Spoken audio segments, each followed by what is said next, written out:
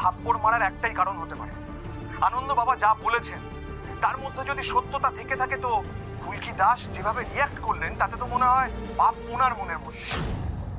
আপনারা দেখছেন আনন্দ বাবার আশ্রমের ঘটনা।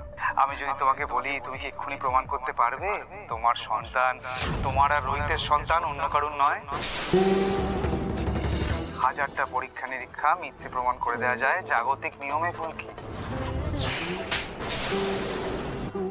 আমি আর কি বলবো, জনতা জানার্দন তারা যেটা ভালো মনে করবেন সেটাই বিচার করবেন।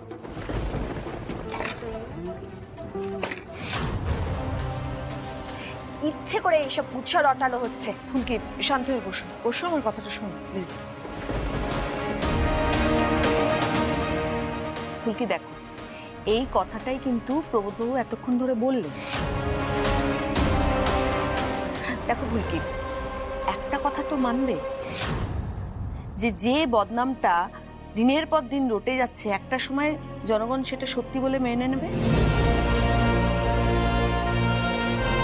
তাছাড়া মিডিয়ার চাপটা তো তুমি জানো ফুলকি। প্লিজ, সামনে ইলেকশন, এই সময় তোমার কোনো বদনাম তোমার এবং দলের উভয়ের ক্ষতি করবে।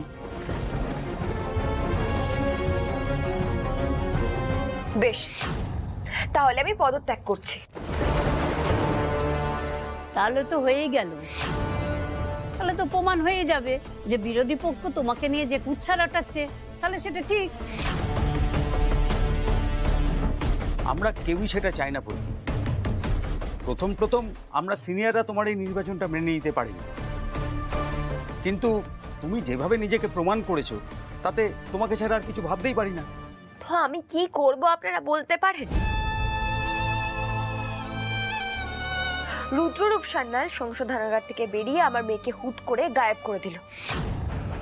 আমি জানতামও না যে শয়তানটার সাজা কমে গিয়েছে। আমি বুঝতে পারছি যে ও আবার সবাইকে ঠকাচ্ছে। আমি টের পাচ্ছি যে আমার মেয়ের বিপদ হতে চলেছে। আমি আবার ওই শয়তানটার পর্দা ফাঁস করব। বিরোধী দলের লোকজনদের ধরে রুদ্ররূপ সান্যাল অনেকদিন অবধি অভিরূপ সামন্তর নাম নিয়ে অপরাধ করে গিয়েছে। এটা তো আপনারা সবাই জানেন। তাহলে এটা তো খুব স্বাভাবিক যে বিরোধী দলের লোকজন ওই শয়তানটার শয়তানিগুলোকে সমর্থন করবে। ফুলকি, তোমার কোনো কথার বিরোধিতা আমরা করছি না,